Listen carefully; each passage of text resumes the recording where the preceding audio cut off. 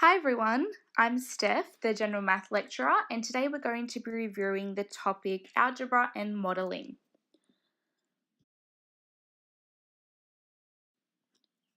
Okay, so with modelling linear relationships, we need to know a few things before we start doing questions. So in this topic, we're going to be using linear functions as models and solving simultaneous equations to find points that intersect in a graph. So when we're doing break-even analysis, we need to look at some formulas, and we need to know these formulas when we're doing the questions. So we need to know that cost always equals income when we're looking for the break-even point. Income is equal to mx, and cost is always in the form as C equals mx plus b. So these two formulas, income and cost, will always be in this exact form. The formulas will always be in that form. Here, so C equals mx plus b. So b is obviously the y-intercept, right? Okay, so our first question. This is from the 2014 CSSA trial paper, which was my trial paper. So the cost function for making n pizzas is given C equals 10n plus 800, where C is in dollars. So what I'm going to do first, I'm just going to highlight that formula there, just so I know. So when we're doing our questions in our exam, it's really important to highlight or underline key terms in the question. This will help us when we're doing the question and help us not to forget any important information. Okay, cool. All right, so n is the number of pizzas. All right, so we've got that all sorted. Okay, so what does 800 represent? Okay, so I'm going to just underline that. All right, so what does 800 represent in this formula? Okay, so 800 is this part, right? So it's like if we go back, it's where x equals 0. So this is where we haven't made any pizzas, right? And this is just the start. So we're starting at 800. So this is the costs of buying the equipment and things like that, because we haven't made any pizzas yet. So this is just the initial cost of actually setting up this little pizza business we have. So I'll write that there. Okay, so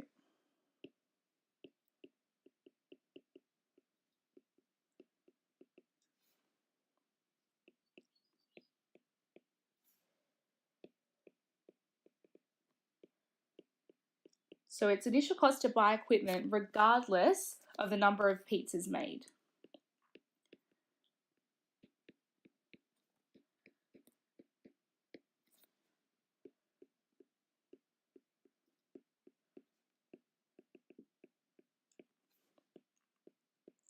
So it's our initial cost, basically. Okay, so next question. Okay, so complete the table for the cost of making the pizzas. All right, so basically all we have to do is substitute n. So n is here. We have to substitute that into our formula here. So, all right, so if we substitute, we'll do some calculations here. So C equals 10n plus 800. So let's substitute 0 into that formula. So 10 times 0 plus 800 equals, so 0 plus 800 is just 800, because that cancels out, because 10 times 0 is obviously 0. So we'll pop that into our box. Okay, or our table. Okay, so now let's put 50 into that formula. So if we put 50, it would be 10 times 50 plus 800. So 10 times 50, so all you have to do is just pop this into your calculator. So plus 800. So that is 1,300.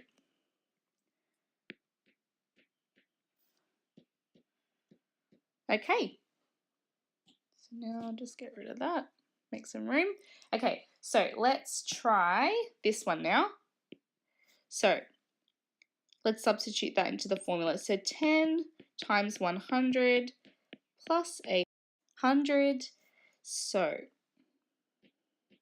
put that into our calculator and we get 1,800. Okay, let's pop that into the table.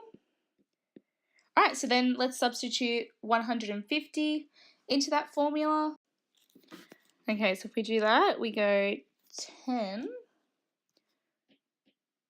times 150 plus 800. Sorry guys, I'm running out of room. So we pop that into the calculator and we get 2,300. Okay, so that's our table done. Okay, let's see what the next question wants us to do. Okay, so each pizza sells for $20. The income function for selling n pizzas is shown on the graph below. Okay, so let's just note what the income formula is. So it's just I equals mx. So the question says, on the same axis, graph the cost of making pizzas, C equals 10n plus 800. So all we have to do is plot the points from our previous question. So if we look at the table that we just drew, so when n is 0, so here, I might do this in a different color actually. So n is 0, C, which is our y-axis, is 800. So I'm going to put a little point where 800 is, and they haven't given us a very detailed graph, but that's okay. So that's the first point. Now, just get rid of that. All right, so when n is 50, C is 1,300. So I'm going to go up to there. So it's around here. Okay. When n is 100, C is 1,800. So let's plot a point there. So it should be around here. And then when n is 150, C is 2,300. So let's go up to there. So around here. All right, let's line up our points.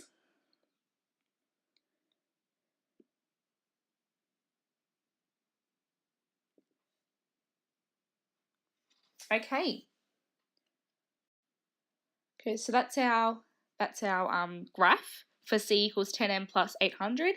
So I'll just label that there.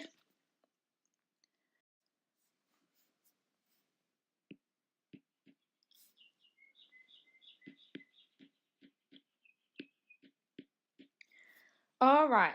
So it says write down the point of intersection of the two lines. So it's basically this point here.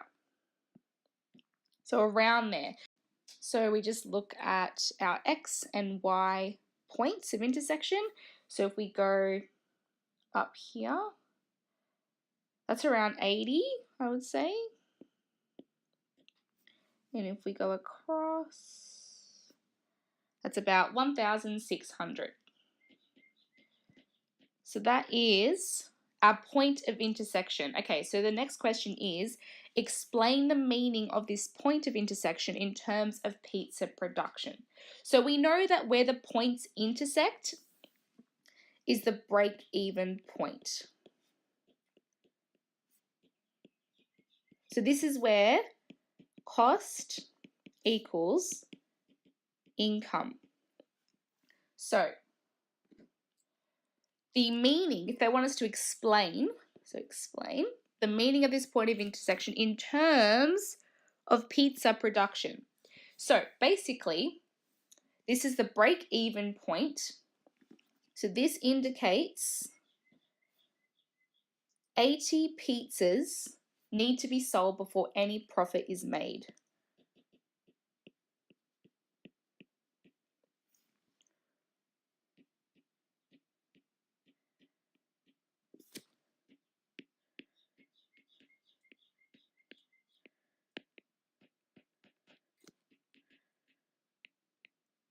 Okay, so that is that question.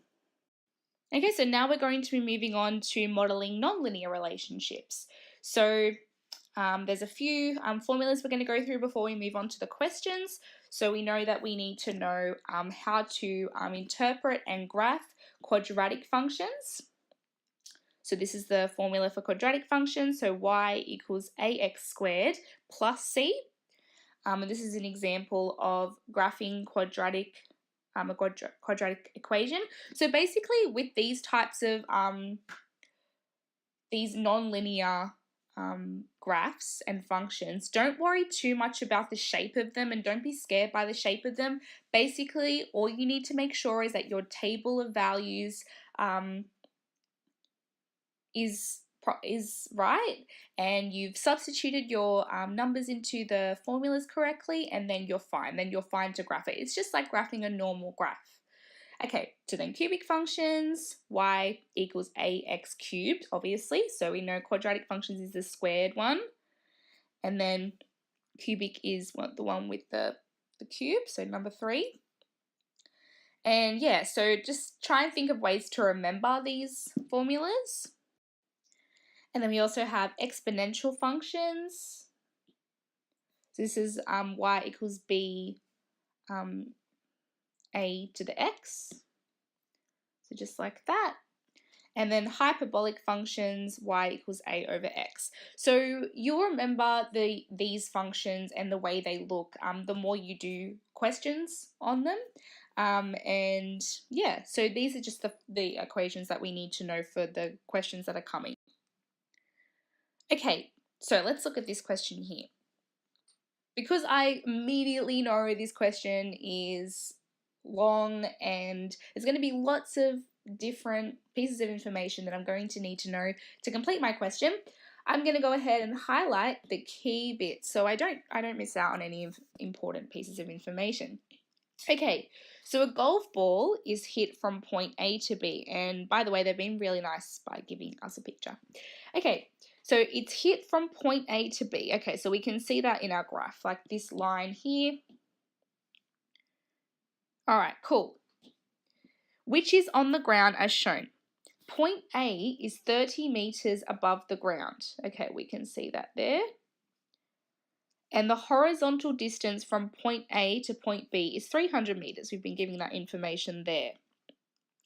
The path of the ball is modelled using the equation h equals 30 plus 0.2d minus 0.001d squared, where h is the height of the golf ball above the ground in meters, and d is the horizontal distance of the golf ball from point A in meters.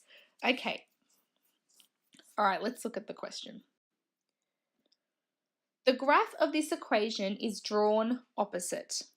Okay, what is the maximum height the ball reaches above the ground? Okay, so basically we just have to look for the maximum height in general. So we just look at h, so h is our height. I'll just change that colour. So yeah, so here we can see that the graph shows that 40 meters is the maximum height. So the graph reaches 40. That's the maximum point it reaches. So basically, we can just look at our graph and answer the question. So it would just be 40 meters. Okay, there are 2 occasions when the golf ball is at a height of 35 meters. What horizontal distance does the ball travel in the period between these 2 occasions? Okay, so I've already drawn this on for us, but on our graph, so what we have to do, we have to look at 35 meters and we have to measure the horizontal distance that the ball travels between these 2 occasions. So the first occasion, we look here, is at 30 meters. And then if we go across, it also hits here, 35 meters. And we go down and it's travelled 170 metres. So the ball is at a height of 35 metres when it's travelled 30 metres and 170 metres. So all we have to do to measure the horizontal distance the ball travels in between these two occasions is 170 minus 30, which is 140 metres. Okay. The graph of this equation is drawn opposite. What is the height of the ball above the ground when it still has to travel a horizontal distance of 50 metres to hit the ground at point B?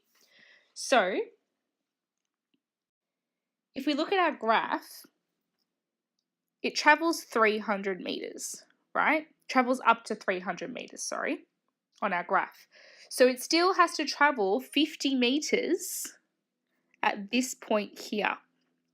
So at a height of 17.5 metres, the ball still has to travel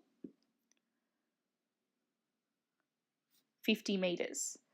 So it's at 250 metres horizontal distance, but it still has to travel 50 metres to get to 300 here. And it's at a height of 17.5 metres. I'll just write that here. Okay.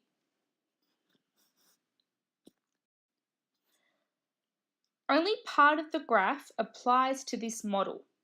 Okay. Find all values of D, underline that are not suitable to use with this model. Okay, not suitable to use with this model, and explain why these values are not suitable. Okay, so let's look at the graph here. So all the values below D equals 0. So all these values here are not suitable because D obviously is distance, and D has to be more than 0 because we can't have negative distance. We can't travel minus 30 metres or, any number that's negative.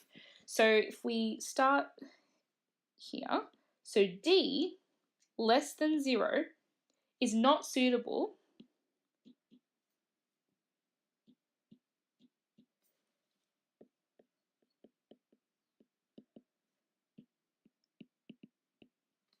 as the distance must be positive.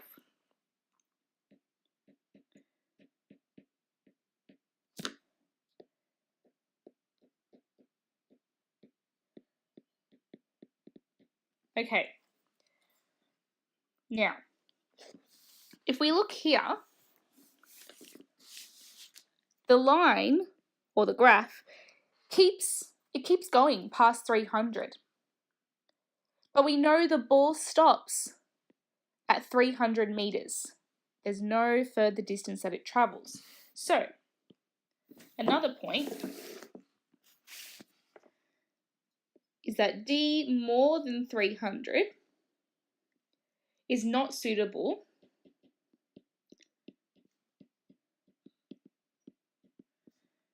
because the ball stops at 300 metres. Okay, so therefore, to make our answer nice and clear to our marker, D less than 0 and D more than 300 are unsuitable. Okay, so there are values, and that's what the question asks for. The values of D that are not suitable. And why? And we did that. Well done. Okay, so the next thing that we're going to be focusing on is direct and indirect variation. So direct variation is where one variable depends directly on the other, so they are proportional to each other. So as one variable increases or decreases, so does the other. So they're friends. They like to do things together. These variables aren't opposite. They're really nice friends, and whatever happens to one of them happens to the other. So steps to solving a direct variation problem. So the first thing we need to do is write an equation that relates the two variables together. So where k is always the constant. So for example, y equals kx. So solve for k by substituting given values for x and y, and then solve the equation using the new k value. Okay, let's move on to some questions. The weight of an object on the moon varies directly. So we know so obviously in a HSC exam, you're not going to be told, okay, this question's on direct variation. So basically, for direct and indirect variation, look at the keywords. Varies directly, we know we're talking about direct variation.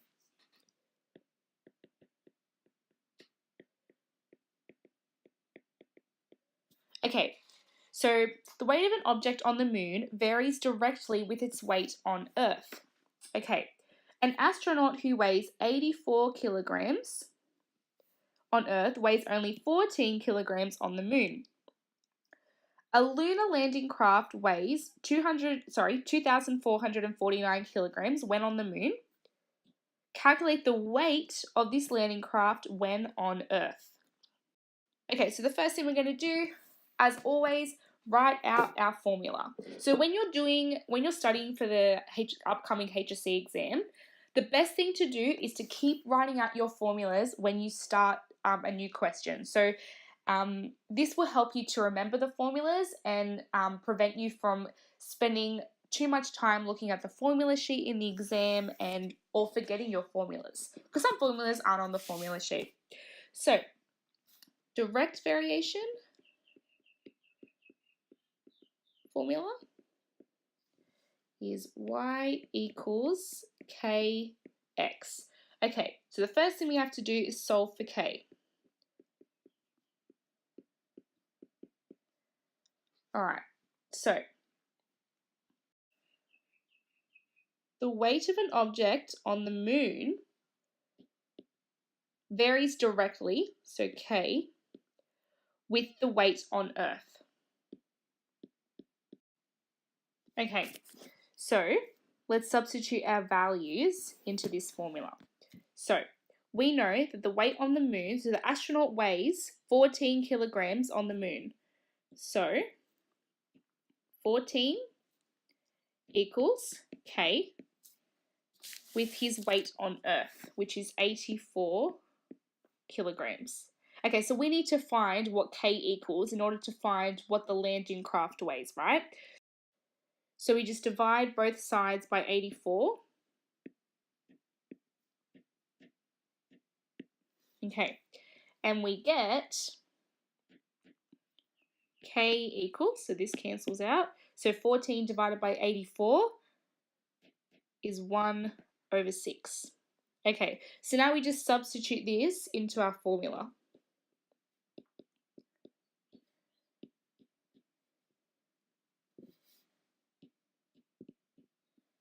To find how much the lunar landing craft weighs on Earth. So weight on the moon is equal to 1/6 times weight on Earth. So we know what k is now. So we know the weight of the moon for the landing craft is 2,449 kilograms equals 1/6 times our weight on Earth, which is what we're trying to find. So we just times both sides by 6. So we get 2,449 times by 6, which is 14,694 kilograms equals weight on Earth. So that's our final answer. And in your exam, if you have the time, that is, make sure you highlight your final answer or do something that makes it really obvious that's the answer, because your HSC markers are marking exams all day long and they don't want to have to look for your answer amongst a lot of mess. So key tip. Okay, so now we're going to be looking at inverse variation. So this is where one variable is inversely proportional to the other. As variable A increases, variable B decreases. So in contrast to direct variation, in inverse variation, the variables don't like each other. If one goes west, the other goes east. They hate each other, right?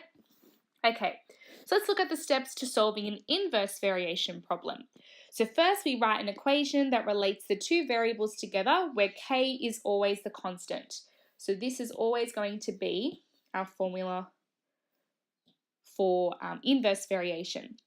So we solve for k by substituting given values for x and y, and then we solve the equation using the new k value.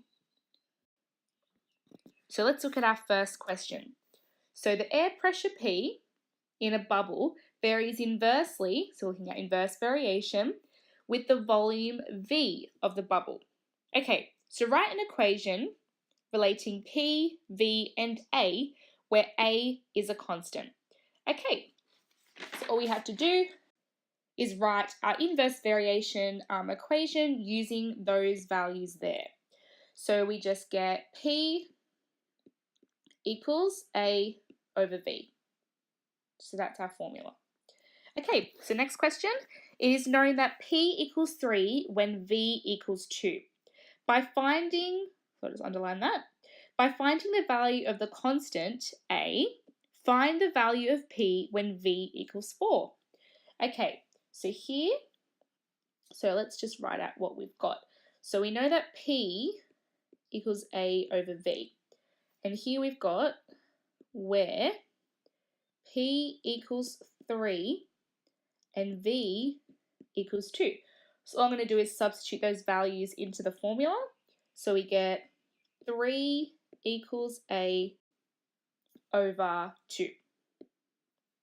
Okay, so we just times both sides by 2 and we get A equals 6. Okay, so we know that A equals 6 now. So let's do the next part. So P equals 6 over V. And I need to find the value of P when V equals 4. So let's substitute that in. So P equals 6 over 4. P equals 6 over 4 is just P equals 1.5. So that is my final answer. Just make that clear to the marker. Okay, that's that one. So sketch the graph to show how P varies for different values of V. Use the horizontal axis to represent volume and the vertical axis to represent air pressure. Okay, so I'm just going to draw my graph. So this is always X, or in this case V, and this is always Y, or in this case P. So it says, okay, so we need to sketch the graph to show how P varies for different values of V. So basically we're just going to do a table of values.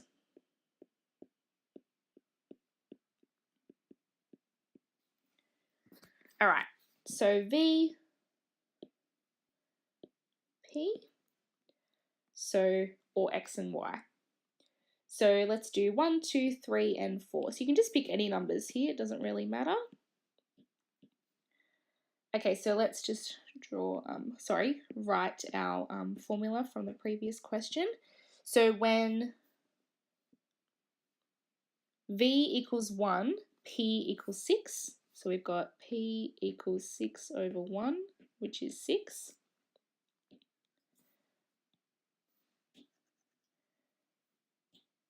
Then when V equals 2, P equals 3. And then when V equals 3, P equals 2. And when V equals 4, P equals 1.5. Okay, so now we basically just have to graph this table of values we've got here onto our graph. So let's just line up, let's just point some points on this graph. Obviously, your graph will be drawn using a ruler, but this is just for demonstration's sake. So let's just do 1, it goes up to 6, so I'll just do 1, 2, 3, 4, 5, and then we'll just improvise after that. So when V is 1, P is 6, so it's probably somewhere around here. When V is 2, P is 3, so we'll line that up there. When V is 3, P is 2. And when V is 4, P is 1.5, so it's around here. So all I have to do now is just line them up. And as you can see from the graph, we have a hyperbola. So to finish the question off, I'm just going to write next to our graph the function or the equation of the graph, and then we're done. Okay, so now we're going to be moving into further algebraic skills and techniques, which is one of my favourite topics. Okay, so let's look at some of the index laws that we need to know. These index laws aren't on your formula sheet, and it's really important to remember them. So let's look at them before we go on to our questions. So when we're timesing two numbers together that have powers, basically all we're doing is we just have to plus them together. So when we're timesing, we plus the powers together. When we're dividing two numbers that have powers, we just minus them from each other. And similarly, when we have a number with a power in a bracket and then a power on the outside, we times the two together. So the bracket always means we times. And then here, when a or any number is to the power of 0, it always equals 1. Okay, there's some rules that are really good to know and exercise when you're doing your questions, and just try to remember them for the exam. Okay, so our first question. Okay, so which of the following expressions is equivalent to, I'm not going to read that out, but this expression here. Okay, so the first step we're going to do, actually I'm just going to write it out so I have it on my paper, just so I can manipulate it and annotate it. 15 d to the power of 7 e to the power of 5. Okay, so the first thing I'm going to do is just times the top together, just to the top two expressions together to make it more simplified. So 9 times 2 is 18. D4, d to the power of 4, and d to the power of 1 is d to the power of 5. So remember that any pronumeral just by itself is always to the power of 1. So when you're timesing them together and plussing the powers, make sure you take that into consideration. And then e to the power of 2 times by e to the power of 3 is e to the power of 5. Okay, then we have 15 d to the power of 7 e to the power of 5. Okay, so now we just simplify. So 18 over 15 is 6 over 5. D to the power of 5 divided by d to the power of 7 is d. So really you get d minus 2, right? 5 minus 7 is d minus 2. So d to the power of minus 2 is always going to be 1 over d squared. So that just means that we have times by 1 and then times by d squared. These two cancel out, so we're just left with 6 over 5d squared, which is b. Okay, so question says solve this equation. Okay, so first thing we have to do is get a common denominator. So let's just remember that this is over 1. So the first thing I'm going to do is find a common denominator. So I think I'm going to choose 15. So basically how I choose my common denominators is I times these two numbers together. So we times them together, we get 15, right? So I want 15 to be the new denominator.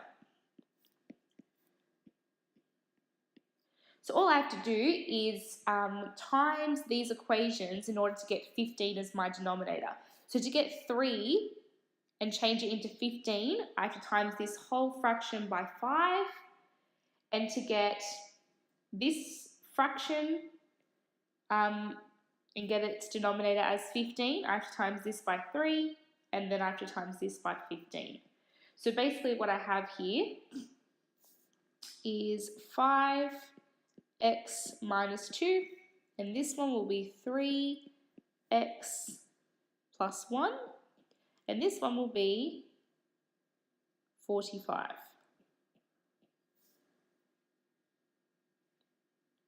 Okay, so all I have to do now is times everything, all the fractions, by 15, and that will cancel out the fractions. We don't want the fractions. Fractions are just a pain. So let's write that out without the fractions now.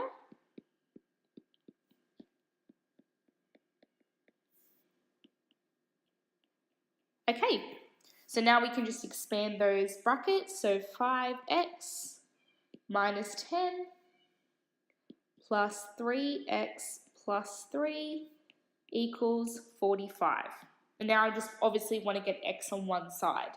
So I'm going to go plus 10 on both sides.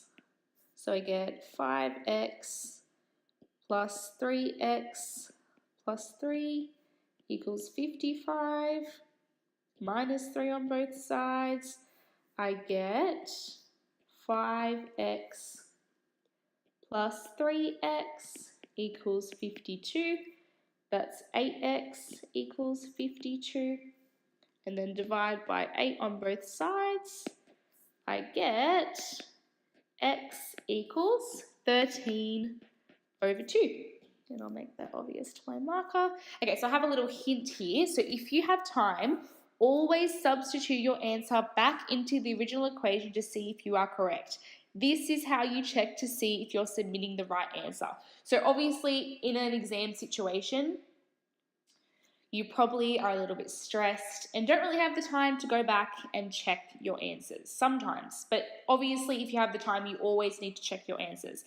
But for algebra, sometimes it's really easy to get close to 100% because you can just substitute your x value back into your fraction just by using your calculator, and you can see if you got the right answer. Okay, so next question. Which of the following correctly expresses a as the subject of s equals ut plus half at squared? Okay, so all we have to do is make a the subject, right? So let's just underline that there. Okay, so I'm just going to write that equation out again because that's what I just like to do. I like to have it in front of me. Okay, so the first thing I'm going to do, I'm going to minus ut on both sides. So that gives me s minus ut equals half at squared. Okay, another thing I can do is times both sides by 2, so to get rid of this fraction here.